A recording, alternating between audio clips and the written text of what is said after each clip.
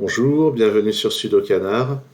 On va explorer un peu le livret d'instructions du prochain Sudoku Mahabharat, le prochain round, qui est organisé par deux auteurs qui sont depuis 2 ans sur la scène du Sudoku. C'est la génération Kraken the Cryptic, Arun Ayer et Madaf, également connu sous le nom de Mad Mahogany. Et qui, je crois que pour Arun, c'est sa première participation en tant qu'auteur dans le Mahabharat, mais c'est un auteur de grand talent. Et Madaf a déjà fait un round l'an dernier qui était vraiment remarquable.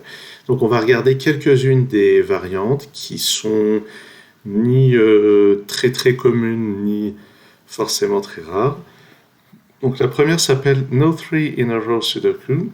Et le principe, c'est que quand on prend 3 cases consécutives, que ce soit horizontalement ou verticalement, ça ne peut pas être de la même parité. Évidemment, quand on regarde cette colonne, les chiffres pairs sont déjà tous mis, donc ça ne va rien imposer. Par contre, on voit qu'ici, c'est impossible de mettre un chiffre impair dessus. Donc ça va forcément être un chiffre pair, et ainsi de suite. Bon, cela dit, si on regarde le 4 et le 8, on peut voir qu'ils sont forcément dans ces deux cases-là. Et qu'ici, donc c'est forcément 2, 6 et 7.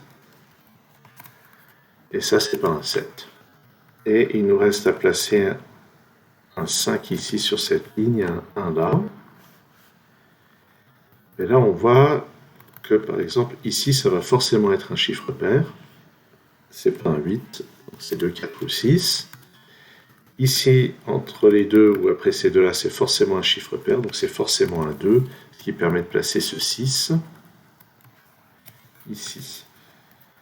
Le 3 qui n'est pas là vient là, là où ça doit être un chiffre pair. En fait, il nous reste à placer 8 et 4, donc c'est comme ça. Et puis, par exemple, là, ça c'est un chiffre pair. Bon, cela dit, le 2, le 6 et le 8 ne sont pas dans ces deux cases, donc ils doivent être forcément dans ces cases-là. Donc je crois que cet exemple, ça c'est forcément un 1, ça c'est forcément un 3. Cet exemple est particulièrement simple. Donc, ça ne vaut pas tellement le coup que je détaille. Je suis là plus pour expliquer les règles.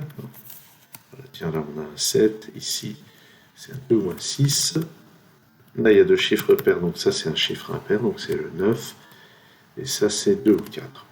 Bref, là il y a un 4. Donc ça permet de placer ce 8, ce 4. 8 ici, ouais. Donc j'ai dit, je ne vais pas résoudre les problèmes en entier.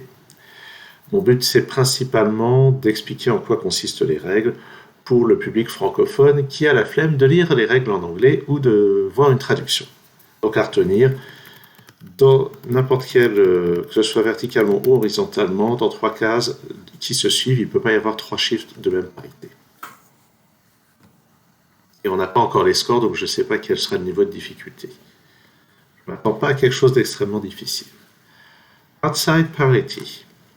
Outside parity, la règle, c'est que dans la marge, on nous indique, comme ce 5 par exemple, ce 5 nous indique qu'on a 5 chiffres de même parité ici. Et en face, le 4 nous indique qu'on a 4 chiffres de même parité. Et non seulement les 5 chiffres sont de même parité, mais on ne pourra pas faire plus. Bon, 5 c'est un mauvais exemple parce qu'on ne peut jamais faire plus que 5, mais c'est pour donner une idée. Donc 2, ça signifie que ces deux chiffres sont de même parité, et celui-ci est d'une autre parité. Et ce 1 indique que ce chiffre et ce chiffre sont de parité différente. Donc, si on regarde ce problème, bon, les 4 et les 5 rendent les choses particulièrement faciles. Je crois que je l'ai vu dans un concours. Ça a été posé dans un concours, ce problème-là.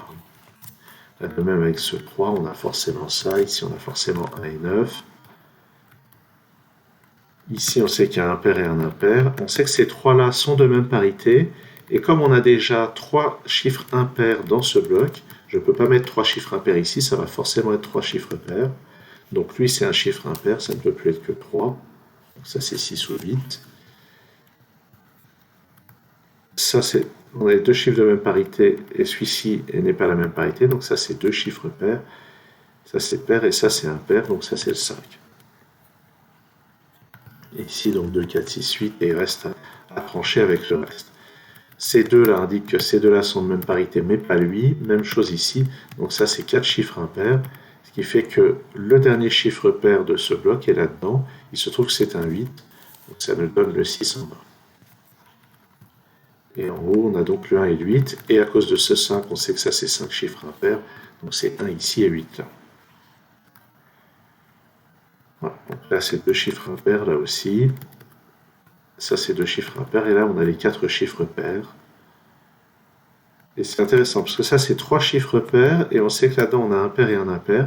Donc ça c'est un chiffre impair, ça ne peut plus être que 5. Et ça c'est pair. Et là-dedans il ne peut pas y avoir 4. Ça ne pouvait pas être le 6, mais c'est forcément le 4, puisqu'on n'a pas de 4 en bas. Et ici on a 2 et 9. Voilà, je ne vais pas m'attarder plus sur ce problème. J'ai vraiment souvenir de l'avoir vu dans un concours et il rapportait très peu de points. Non, c'était peut-être pas exactement celui-ci. Ça devait être dans un Mahabharat en fait, je ne sais plus. Ensuite, une autre variante, Arrow et No Even Neighbors. Alors, qu'est-ce que ça veut dire? Donc, Arrow, c'est une formule très standard, une variante très standard de Sudoku, dans laquelle le chiffre qui est dans un cercle, c'est la somme des chiffres le long de ceci. Et on remarque qu'avec ce 1, le minimum qu'on peut faire, c'est 2 plus 3 plus 4, ça fait 9. Voilà. Et puis, donc, on peut voir ce qui se passe ici. Celui-ci, ouais. Donc, ça, c'est la première règle. Je ne vais pas entrer dans le détail de tout ce qu'on peut faire là-dedans. L'autre règle, no even neighbors, ce qui veut dire pas de voisins pairs. Alors, ça ne veut pas dire qu'aucun chiffre n'a de voisin pair, ça ne serait pas possible. Ça veut juste dire que deux chiffres pairs ne peuvent pas être voisins. Ce qui fait que le 2 et le 4 ici ne peuvent pas être voisins, donc ils sont séparés par le 3. Ah, puis ça sépare un 2 par une déduction standard de Sudoku. Et on a déjà tous ces chiffres qui sont placés. On peut voir aussi que le 6 et le 8 ne sont pas là. Ils sont donc là-dedans. Et ils ne sont pas voisins, donc le 6 et le 8 sont ici. Et on en déduit qu'on a le 5 et le 7 comme ceci. Voilà le genre de déduction qu'on peut faire aussi. Qu'est-ce qu'on pourrait imaginer pour prolonger? Donc à chaque fois, on a une flèche avec 3 chiffres, et 3 chiffres qui sont dans le même bloc, donc 3 chiffres qui sont différents.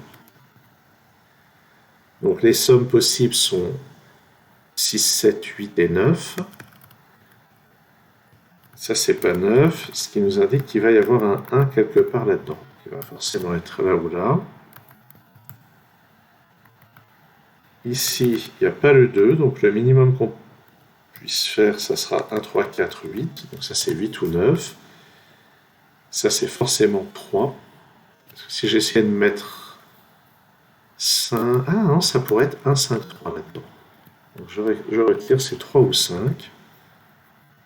Ça pourrait être 5, 1 et 3. Ça pourrait être 3, 1 et 5, 3, 1 et 4. Bon. Est-ce que je vois autre chose à déduire? Ah, ça, comme c'est à côté du 2, ça ne peut pas être 6 ou 8. Donc c'est forcément 7 ou 9. De même, à côté du 4, ce n'est pas un chiffre pair. Et si on regarde bien dans la colonne, le 6 est forcément là, et le 8 est forcément là. Ce qui fait que ça, c'est un 3. Là, on a 1 et 4. Et ici, 5, 7 ou 9. Intéressant. Il n'y a pas de 6 là-dedans, donc on a un 6 là-dedans. Il ne peut pas être à côté du 2, donc il est là. Le 4 ne peut pas être à côté du 6. Et est-ce que je continue encore un peu? Ce 6 permet de placer là où le 8 et le 6. Et là-dedans, il y a 5, 7 et 9. On remarque que dans cette colonne, on a le triplet 5, 7, 9. Il nous reste donc à placer 1, 2 et 8. Et forcément, le 2 et le 8 ne se touchent pas. Le 8 ne sera jamais sur cette flèche, ça ferait un trop gros total. Et maintenant, eh bien, pour arriver à 7, il nous faudrait le 1 et le 4. C'est pas possible, donc ça c'est un 9. Et c'est forcément avec 3 et 4. Et on ne mettra pas le 4 à côté des autres chiffres pairs. Voilà déjà un début assez direct sur ce problème-là. Et je vais passer maintenant à la variante suivante. La variante suivante qui est aussi une variante hybride. On a de nouveau le no three in a row, c'est-à-dire que trois cases qui se suivent horizontalement ou verticalement ne peuvent pas contenir des chiffres de même parité, ce qui fait que cette case est un chiffre pair, ce sera forcément 6 ou 8. Et par ailleurs, on a des x et des v qui sont des chiffres romains. La somme de ces deux chiffres vaut 5, la somme de ces deux chiffres vaut 5, et il n'y a pas de 2, donc c'est 1 et 4. La somme de ces deux chiffres vaut 10. Et attention, un titre plus exact aurait été XV ou 10-5 pairs. C'est-à-dire qu'il n'y a pas la contre-règle, il n'y a pas la variante négative de la règle qui dirait que la somme de ces deux chiffres ne peut pas valoir 10. Dans ce problème, c'est autorisé par les règles que ces deux chiffres aient une somme égale à 10. Est-ce que je peux voir quelque chose de plus? Ça, c'est forcément 1 et 4. Ça n'utilise ni 1, ni 4, ni 2, donc c'est forcément 7 et 3. Comme là, on a deux chiffres impairs d'affilée, ça doit être un chiffre pair. La colonne nécessite maintenant 5, 6 et 8. Ici, j'ai un 6 avec un 4. Celui-ci doit être impair. C'est pas 1 ni 3. Donc 7 ou 9. Ça doit être un chiffre pair. Donc c'est 2. Là, on va avoir trois chiffres impairs.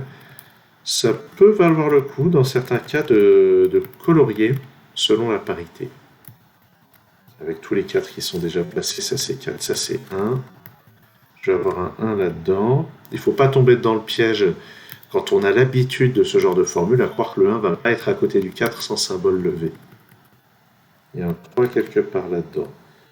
3, 7 et 9. Le 3 n'est pas là. Il y en a déjà un dans la colonne, donc le 3 est là. Là-haut, j'ai 5 et 8, mais 5 n'est pas là, parce qu'on a déjà deux chiffres impairs. Et ici, il nous faut un 6 et un 7. Bon, je ne vais pas continuer plus, je pense. Ah, j'ai quand même envie de regarder un petit peu. Là-dedans, c'est 3, 7 ou 4, 6. Ce qui est sûr, c'est que ça, c'est une autre parité. Ah, et avec ce chiffre et ce chiffre, ça, c'est forcément un chiffre impair. Donc celui-ci est impair, donc ça, c'est des chiffres pairs. Et là, 4, 6, ça me donne ici le 7 et le 6. Donc les deux chiffres impairs, c'est forcément 9 et 1. Et là-dedans, j'ai 2, 3 et 8. Le 2 et le 8 ne sont pas côte à côte. Donc c'est comme ceci. Ça, c'est un 8. Et là-dedans, je dois avoir 3 et 7. Et j'ai pas encore de quoi décider, sauf que si, parce que ça ne peut être que 2 et 3. Donc ça me reste le 7 et 3. Ok. Et bien, on va passer à la dernière variante, qui est aussi une variante hybride. Bon, on a killer. Killer, ça signifie que dans une cage délimitée en pointillés comme ceci, le nombre dans le coin, c'est la somme des trois chiffres. Ici, ça ne peut être que 7, 8, 9. Et si la cage est un petit peu tordue, ça nous indique aussi que tous les chiffres sont différents. Si on a une cage qui déborde sur plusieurs régions, les chiffres doivent être tous différents, il faut faire attention à ça. Et puis on a ce symbole, cette espèce de symbole de damier qu'on appelle Battenberg, ou Battenberg. Et ce que nous indique le Battenberg, c'est que sur une diagonale, on a deux chiffres pairs et sur l'autre diagonale, on a deux chiffres impairs. Donc on a deux chiffres d'une parité sur une diagonale, l'autre parité sur l'autre. Et dans ce problème, la règle négative est vraie. C'est très important, ça sert beaucoup. C'est-à-dire que, par exemple, dans ce carré ici, on n'a pas de motif en damier, donc il est impossible d'avoir deux chiffres pairs sur une diagonale, deux chiffres impairs sur l'autre. Il va forcément y avoir ou bien deux chiffres de même parité ici, ou bien là, ou bien là, ou bien là. Bon, je vais voir si j'avance un petit peu sur ce problème. Ici, il y a pas mal de sommes qui sont imposées. Des totaux qui ont une seule solution. Et qu'est-ce qu'on va repérer? Donc ça, c'est pas un 1. Ici, le 15, ben, ça peut plus être que 4, 5, 6, avec ici 1, 2, 3. J'ai pas le 2 et le 3, donc ça, c'est soit 4, 7, soit 5, 6. Tiens, là, j'ai le 3, c'est forcément 1 et 2. 16 en 5 chiffres, c'est forcément 1, 2, 3, 4, 6. Donc j'ai 3 ou 6 ici. Notez que le 7 là c'est forcément 1, 2, 4. Et que si on regarde là j'ai 7 et 9, là j'ai 7 et 9 aussi, donc dans cette colonne le 7 et le 9 sont forcément là. Ça ne peut être... Ah, celui-ci, ça ne peut pas être 1, 2 ou 4, donc c'est forcément 3 ou 6 au sein de ceci. Donc ça ne peut plus être que 4. Et là, on a une paire 1 et 2. Là-dedans, il nous reste 3, 5, 6, 8. Ça, c'est soit 3, 8, soit 5, 6. Mais ce qui est sûr, c'est que ça, si on a une paire ici, on a l'autre ici. Donc ça, c'est 5 ou 8. Pour le moment, j'ai pas encore eu de quoi utiliser les Battenberg. Oh tiens, ceci, je n'avais pas repéré. Ça, c'est un triplé 1, 2, 3. Ce qui fait qu'ici, c'est 4, 5, 6. Ça, c'est un 4, un 2, un 1. Là-dedans, on a 2, 3 et 8. Donc ça, c'est 3 et 8. Et 2. J'efface ce 2. Là-dedans, 4, 5 et 6.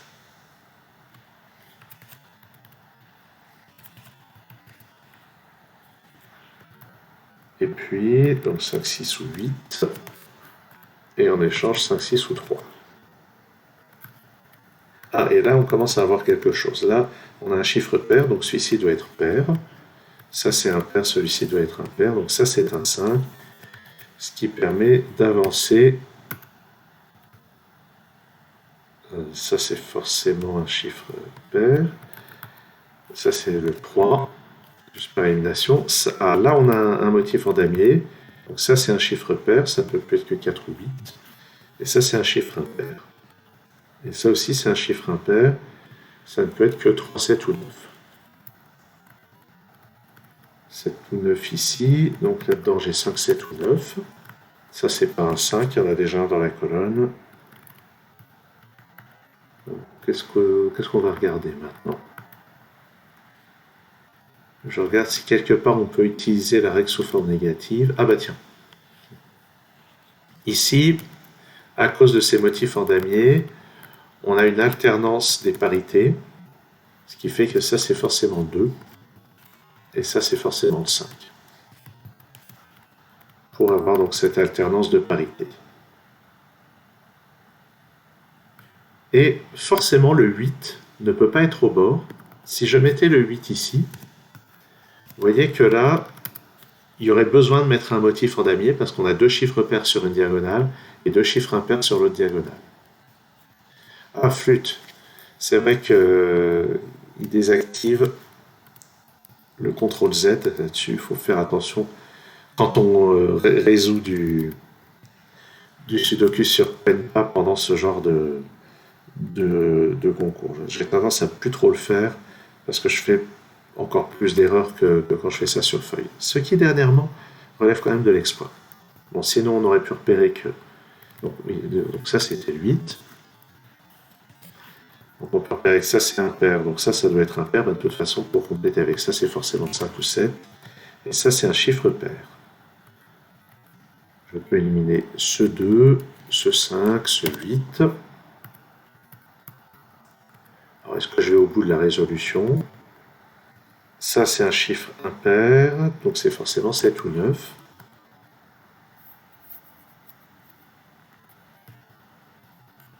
Ah, ici, j'ai 17. 17 plus 3, 20, plus 4, 24. Donc ça doit faire 21 pour arriver à 45. Et pour compléter avec ça, c'est forcément le troisième chiffre parmi 5, 7, 9. Donc ça ne peut pas être un 5. Le 5 est là. J'ai une paire 7 et 9 dans cette ligne, donc ça c'est un 3. Et ça complète la paire 4 et 8 avec ça. Ici. Donc les 3 chiffres ici sont 3, 6 et 8. Ça ne peut pas être un 3. Ça ne peut pas être un 6. Et ça peut pas être un 8. Alors, est-ce qu'on a un petit peu de Battenberg ici?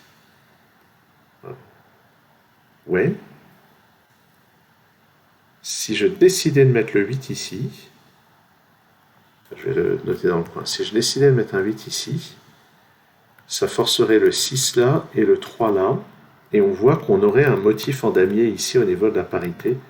Donc on n'est pas dans cette situation. Ça c'est le 3, ça c'est le 6, ça c'est le 8. Il y avait probablement moyen de résoudre le problème sans ça, et je trouve que c'est une jolie utilisation de l'absence de règles négatives. On peut voir ça aussi ici. Là, j'ai pair et impair. Ici, j'ai pair et impair aussi, mais ils ne peuvent pas être en diagonale. Donc ça, c'est le 1, ça, c'est le 2. Ici, on va mettre 3, 5 et 8. Au milieu, c'est forcément un 5 avec un 6. Ça peut pas être 3, donc c'est 8. Ça, c'est 3. Là-dedans, on doit faire 10 sans le 8, sans le 3, sans le 1. Donc c'est forcément 4 et 6. Quoi? Ah, j'ai eu tort de mettre un 8 ici. Il y a déjà un 8 dans la colonne. Donc le troisième chiffre, c'est 7. Et là, j'ai eu un raisonnement qui ne marchait pas. Non, le troisième chiffre, c'est pas 7, c'est 1. Il va être temps que j'arrête cette vidéo. Donc ça, c'est forcément 5. Mais là, c'est 1 et 3. Donc ça, c'est 1 avec 9. Et ça, c'est 3. Il va être temps que j'aille me coucher. Ces deux chiffres-là sont 2 et 8. Allez, 4, 1, 2. 7 et 9. Ça, c'est 4 ou 2. Ben, ça doit être 4. Allez, 7. 9 et 7. Et 5 et 6. Et 4. Ça, maintenant, c'est 7. Ici, j'ai 8. Donc, dans ce problème, on n'utilise pas beaucoup le pattern block, j'ai l'impression. Parce qu'il y a beaucoup de choses à faire rien qu'avec les killers. Mais c'est un 9, pas un 0. Ce problème a été fait de manière à être vraiment facile. Ici c'est 2. Comme c'est souvent le cas dans les livrets d'instruction du Mahabharata. Et ce n'est pas un reproche. Moi, j'aime bien les problèmes faciles. Donc, il me reste un 3, 7 et 9. Ça ne peut pas être un 7 dans le bloc de 14. C'est 9. 7 ici.